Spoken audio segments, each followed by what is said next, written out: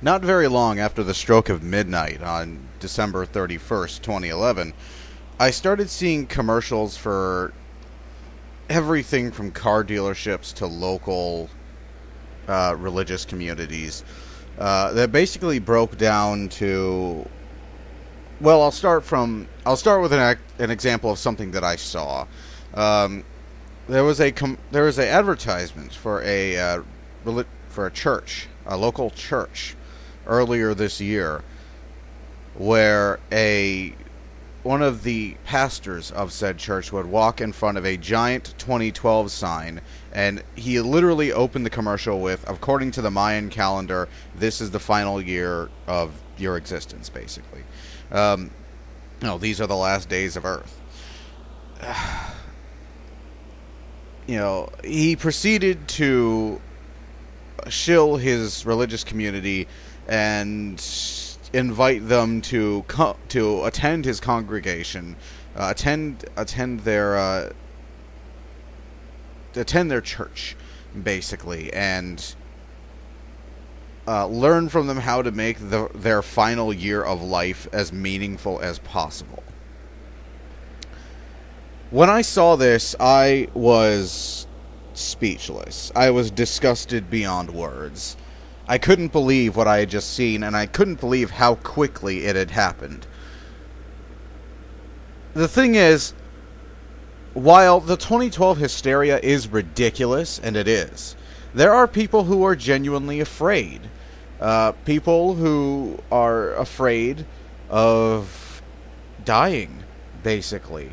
They're scared, and they need help. They need to be reassured, and these odious practices from these people are taking advantage of these people who are hurting and need help. They're taking advantage of people and harming them further by doing this. And I can't believe how quickly it happened. And fortunately, those commercials have not aired in quite a while. At least I haven't seen one of them, but it's still a sobering thought that the various parasites, and I don't mean parasites in like an objectivist term. I mean parasites as in people willing to thrive on the fear of other people. People willing to exploit others' fears and hopes and need to be reassured to line their pockets. And in doing so, and harm these people without a shred of remorse. These scumbags. I really have nothing else to say. The depth of loathing I have for these bastards is beyond words to describe. That's why I'm having so much trouble right now, is because I would have to start pulling out phrases and words that I don't normally say. Like, as foul-mouthed as I may come off, I actually do. There actually is quite a bit of stuff that I don't say, or quite a bit of phrases or terms that I don't use, because I believe they're a bit too offensive. So I kind of like hold my as foul-mouthed as you may think I am, and I do get a couple comments to that note. I do hold myself back quite a bit in personal conversations and when I'm recording, because there are things that I find offensive myself that I would not care to say, but these things would probably be the only way I could even begin to approximate the disgust I feel towards these assholes. But yes, it's wretched what they're doing. It's horrific. And it's not going to stop until 2013. And even after 2013, the same doomsayers who've been saying 2012 are going to start saying something else. Like, it's going to be in the late 2020s, there's going to be the asteroid Apophis, and they're going to start going on and on and on about that. It's something that's I think, part of human nature, that there are always going to be scumbags in there who are going to be preying on the fears of others. And it's something that I don't think is going to go away, which is a saddening thought, because Well, ever since I was a child, I've been far more scientifically oriented than others in my family, or even my peers at the time. There was a time when my schoolmates were reading R.L. Stein and Animorphs. I was reading books on astronomy by Isaac Asimov. That was how I relaxed. And it's just sort of there, you know. It's just something that's always sort of been part of me.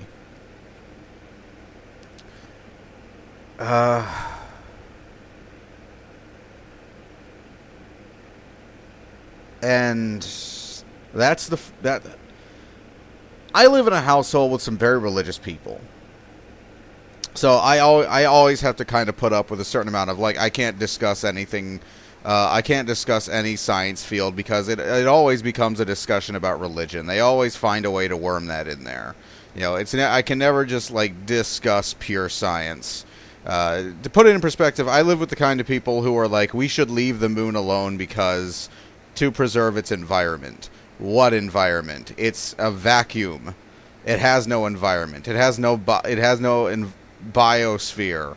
There is no living matter on the moon. It is a vacuum filled with trace gases that, over the surface of a rock that is floating in space, that may potentially have enough power to essentially provide clean power to the human race for the next 100 years. These are the people I live with. They're kind of hippies in that respect. And I don't mean that in an offensive way. I just mean that it's kind of who they are. So I've had to put up with this 2012 thing a lot for a very long time, and I can't wait till it's done. I can't wait until these scumbags have to find something else. But that's never going to fix the problem, though. And the problem is that there's way too many of these assholes who are willing to prey upon the fears of others and make up bullshit claims about the end of the world to line their own pockets, completely ignoring the lives they destroy in the process. And there's no better example of that than the whole Harold camping fiasco that happened last year. That whole event was just utterly bizarre and nonsensical and stupid, and horrifying. These people lost everything they owned. Some of these people lost their homes because of this asshole. And, you know, at the very end, he says, he says he's sorry. Oh, that makes it all better. And these people are just, the people who perpetuate this bullshit are more of the same, essentially. Maybe they're not as, like, next level doomsayer as Harold Camping was. You know, I think you could nail being a doomsayer down to being Harold Camping's profession for at least 10 years. But they are part of the problem. And this video, the purpose of this video is to talk about this and to help some people get informed about the various doomsday myths of 2012. So in the description, I'm going to be actually not in this. In the description, yes, but also at the top of this video, you're going to see a little bit.ly link. And that bit.ly link is going to take you to a video on Fora TV that is a presentation by Dr. David Morrison, who at the time of the presentation was the director of the NASA Lunar Science Institute and the senior scientist for astrobiology at NASA, at the NASA Ames Research Center. And this is a presentation he did at the David Brower Center in Berkeley, California, called Surviving 2012 and Other Cosmic Disasters, where he speaks about the various 2012 myths, and not just the ones perpetrated by the various Nostradamus quoting idiots out there, but also from people who should know better, like Michio Kaku. If you've ever seen a documentary about, like, the technology of Star Trek, or if you ever watched Sci-Fi Science on the Science Channel, you know who Michio Kaku is. He's one of the he's this futurist who is always this sort of talking head whenever they bring him in to talk about, like, Star Trek tech and what have you, or, like, space travel and what have you. He's the guy who came up with, like, the alternate universe. I think he may be the one who came up with the alternate universe thing for the 2009 Star Trek film. So at least we can credit him with that, preserving the existence of the Prime universe. I can get on board with that. But he himself has been part of this whole 2012 thing. And David Morrison has him in his sights as well in this presentation. It is a very interesting presentation. It is very informative. It is from a man who knows what he's talking about. According to the summary here on 4 TV that I'm sort of reading off part of my Cliff Notes from, he has a PhD. Sorry, I have a toothache. PhD in astronomy from Harvard, and is internationally known for the research on small bodies in the solar system, including advocacy for developing plans to defend the Earth from impacts by comets and asteroids. So this man knows what he's talking about. Some further accolades he holds. Let's see. Morrison is credited as the founder of the multidisciplinary field of astrobiology. He is best known for his work in risk assessment of near-Earth objects such as asteroids and comets. Asteroid 2410 Morrison was named in his honor for his work on the subject since 1991. He's also known for his Ask an Astrobiologist series on NASA's website. Let's see. He's published 12 books and over 150 papers, primarily on planetary science, astrobiology, and near-Earth object subjects. You can read up on all of that on his page on Wikipedia.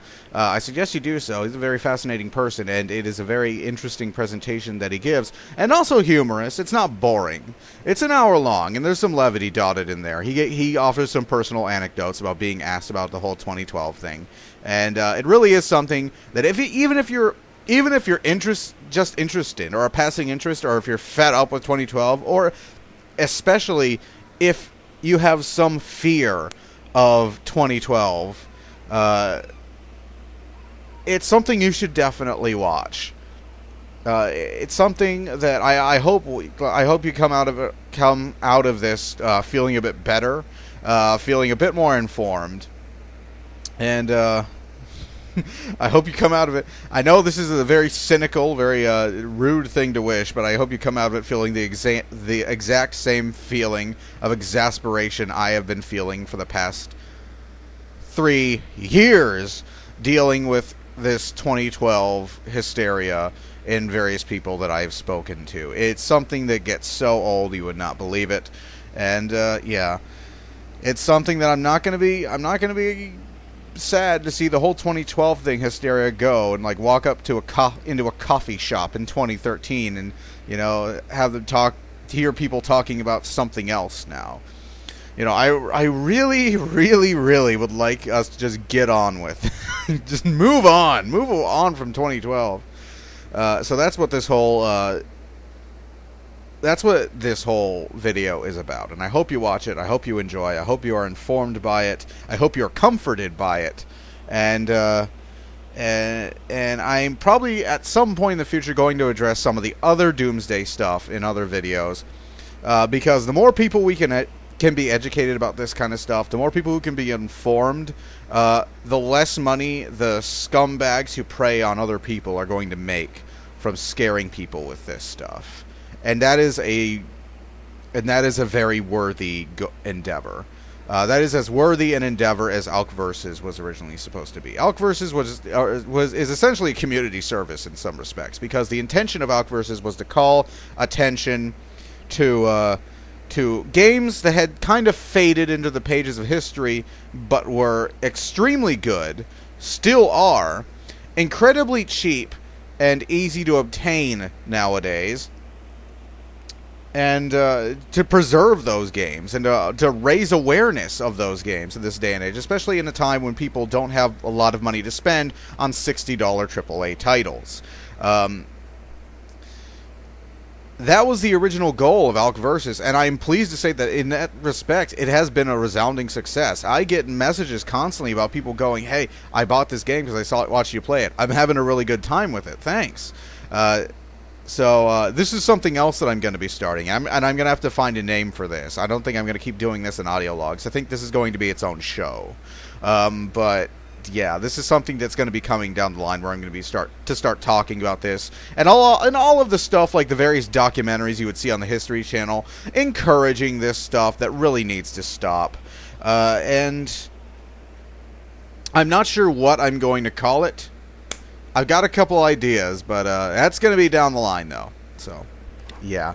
It's probably going to be up on the site, or not. Maybe I'll monetize them. I might monetize them down here because I like to make some money for all the hard work that I'm going to be putting into them. Yeah, that's the plan. So for now, though, watch his presentation. Be informed. Be comforted. It's going to be okay. Your life will go on. Don't do something like what the car dealerships are going. The car dealership, there's a local car dealership that has this insane deal going on, and I can only imagine it's because of this stuff, where you can buy something at basically bottom basement prices and pay little to no interest on it until 2016. That's insane. That's nuts. And I can only imagine it's because of this. So I think in 2013 that car dealership is going to be hurting quite a bit. And like I said, this is the damage that they do. They're damaging businesses. They're damaging the economy by doing this shit. And they've been damaging it at least since last year with the whole Harold Camping nonsense. The fallout of that whole situation was unreal. It was terrifying to watch these people who had lost everything. So, yes, watch the video and try not to do anything. Try not to do anything crazy this year. You know, if you want to take that vacation you always wanted, treat yourself to it, but don't do anything that's nuts. You know, don't do anything crazy because your life will go on. You're gonna be okay. Okay? Okay. So, I think the next vlog I'm going to put up, there's going to be a couple vlogs. One is going to be the result of the CISPA vote, and the other one is going to be a vlog talking about the Mass Effect 3 ending and the various stuff that sprang up about it. I think the CISPA vote was going to be on later today because they're holding that session today. The Mass Effect 1 may be tomorrow. And don't worry, there's going to be plenty... Oh, God, yes. There's going to be plenty of AUDIOLOG coming this weekend. I know I've been gone for the past couple weeks. I know. Things have been crazy, and I've been really trying to finish Mass Effect 3 because I've been pissing off my friends on Skype who are starting to yell at me like, why haven't you finished yet? I want to talk about this shit, and I can't. So, yeah.